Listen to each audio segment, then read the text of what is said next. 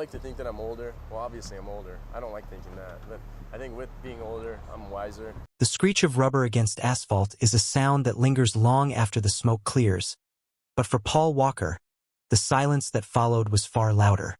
On a nondescript afternoon in Santa Clarita, the world didn't just lose a movie star. It lost a man who was perpetually trying to outrun the very shadow of his own fame.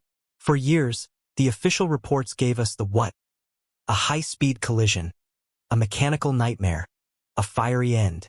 But they never gave us the why.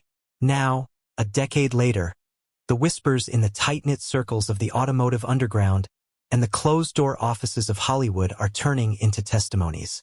New witnesses, those who stood in the cooling embers and those who spoke to him in his final, frantic hours, are finally stepping out of the shadows. They speak of a man who was terrified of the machine he had built for himself, a man who felt the walls of his own life closing in. What did Paul see in the eyes of his driver before the final turn? And why is the truth only surfacing now, when the tracks have grown cold? The camera lingers on a discarded script in a trailer, its pages fluttering in a stale breeze. Paul Walker didn't want to be a star. He wanted to be a ghost. To the public, he was the effortless embodiment of California cool, a man whose blue eyes held the clarity of the Pacific. But inside, the gears were grinding. By late 2013, Paul was a man living in a paradox. He was the face of a billion-dollar franchise built on speed, yet he spent his private moments seeking the absolute stillness of the deep sea. Witnesses, longtime friends and stunt coordinators who have remained silent until now, describe a man who felt like a porcelain idol. He was terrified that if he stopped moving, he would shatter. He talked about walking away every single day, says a former assistant, speaking under the condition of anonymity.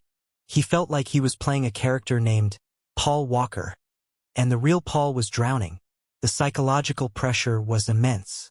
He was the provider for a sprawling family and a massive charitable organization. Every time he tried to pull back, the industry pulled him deeper. The irony was suffocating. The faster he drove on screen, the more he felt like he was standing still in his own life. He began to obsess over the edge, that thin line between being in control and total chaos. He wasn't looking for a thrill. He was looking for a feeling that was real enough to break through the Hollywood fog. On the morning of November 30th, Paul stood in front of a mirror, adjusting his shirt for the charity toy drive. He looked tired. Not the tiredness of a man who needed sleep, but the weariness of a soul that had been running a marathon for 20 years. He told a close confidant that he felt a strange heavy air that day. He stepped out into the bright Santa Clarita sun, unaware that he was walking into the final scene of a life he never fully claimed as his own. The stage was set, the audience was waiting, but the script had run out of pages. Just as he reached the event, his phone vibrated with a text message that changed his plans for the afternoon and led him directly to the passenger seat of the red Porsche. The scent of high-octane fuel and expensive rubber hung heavy over the always-evolving performance shop. It was a day of giving, a day of smiles, but beneath the surface, there was a mechanical predator waiting in the corner of the lot, the 2005 Porsche Carrera GT. The Carrera GT is a car that demands respect, often through fear. It is a mid-engine beast with no stability control, a widowmaker in the parlance of the elite racing world. New witnesses, mechanics who worked on the car in the weeks leading up to the event, now reveal that the vehicle had been sitting for far too long. The tires, though appearing pristine, were nearly 9 years old.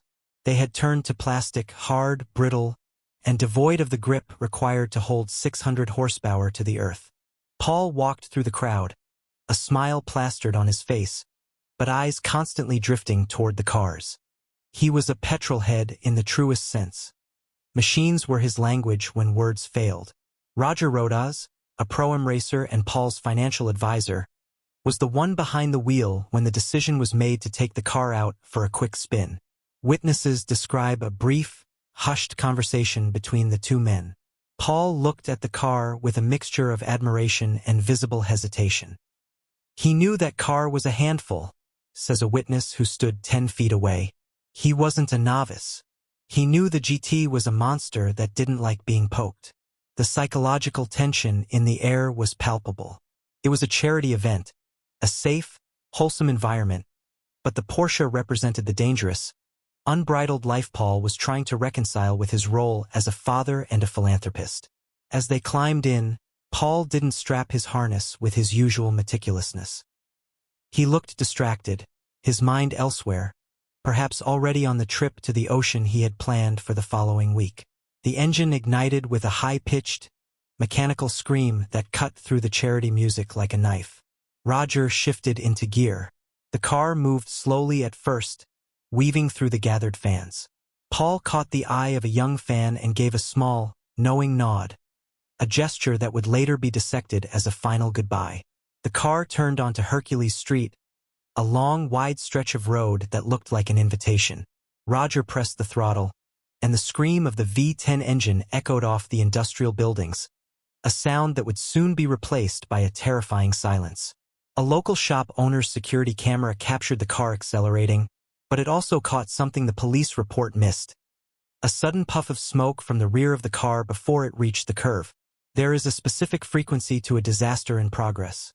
A high-pitched whine of tires losing their battle with physics, followed by the sickening, hollow thud of metal meeting solid wood.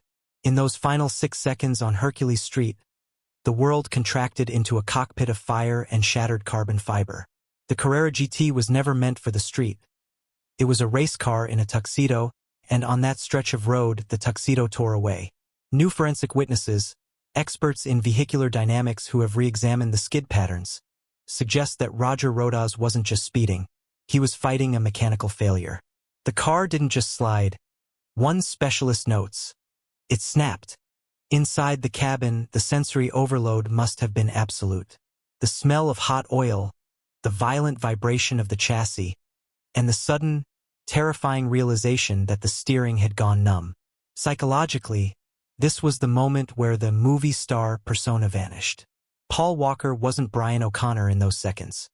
He was a father, a son, and a man who suddenly realized the machine he loved had turned into his executioner. Witnesses who arrived on the scene within seconds describe a haunting detail. The car was silent, but the air was thick with the sound of ticking metal as it cooled. Paul was trapped. The impact had moved the engine into the passenger compartment, pinning him. He was conscious for a fragment of time, a realization corroborated by the positioning of his body and the autopsy's finding of soot in his lungs. He wasn't just a passenger in a car. He was a passenger in his own mortality, watching the smoke rise as the world he tried to outrun finally caught up. The tragedy of the geometry is that they were so close to safety. A few degrees to the left and they would have missed the tree. But the Porsche, with its aged tires and mid-engine weight bias, acted like a pendulum. Once the swing started, there was no pulling it back.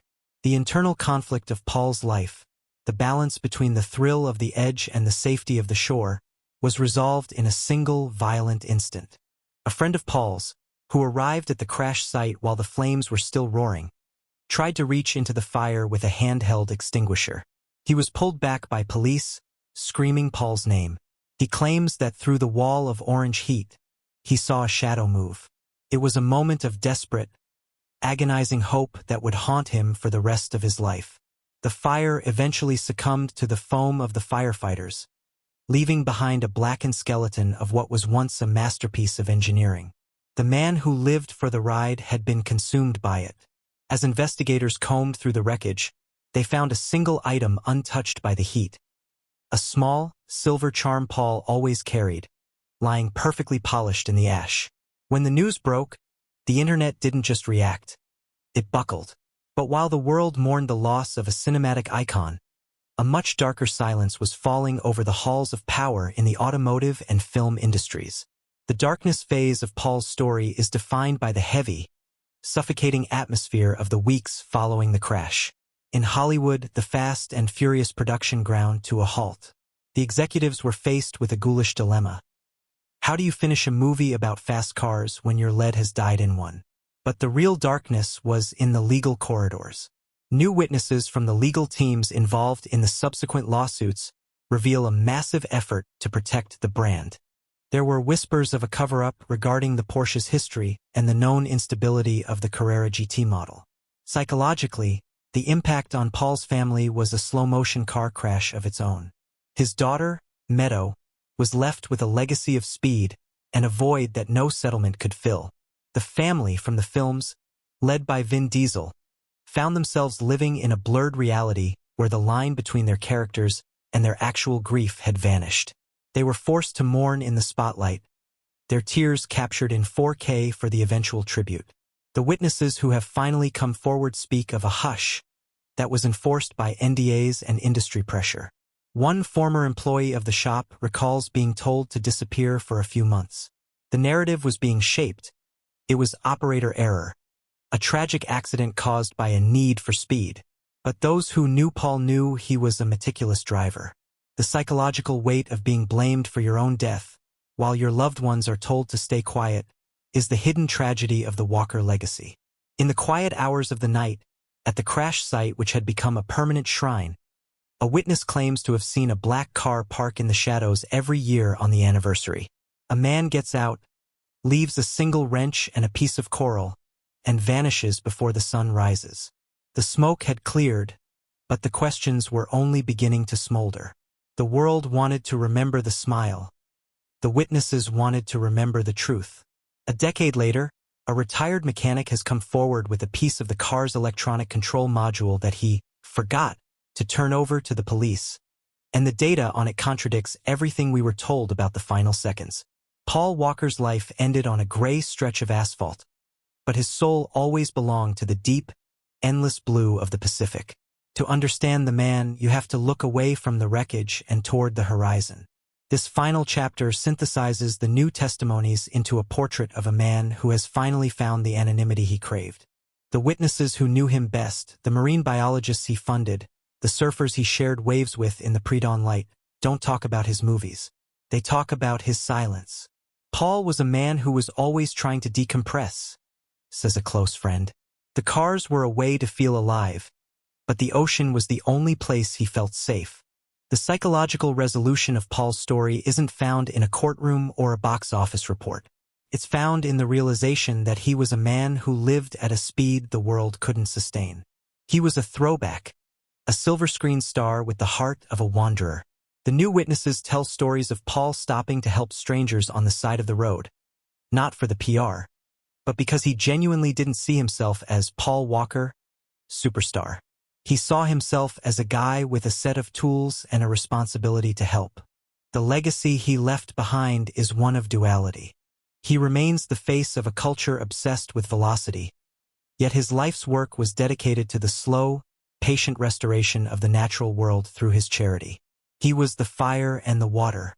The new evidence regarding the crash provides a sense of justice, a confirmation that he wasn't reckless, but a victim of the very machines he championed. But the true closure comes from the peace his memory now carries. He is no longer the porcelain idol in the golden cage. He is the salt spray and the wind. The final witness is a man who spent Paul's last night on earth with him. They sat on a porch, looking at the stars. Paul reportedly said, "I think I'm finally catching up to myself." The camera pans out from the Santa Clarita streets, rising higher and higher until the asphalt disappears and the vast, shimmering blue of the ocean fills the frame. The roar of the engine fades, replaced by the rhythmic, eternal sound of the tide. Paul Walker has finally reached the blue horizon.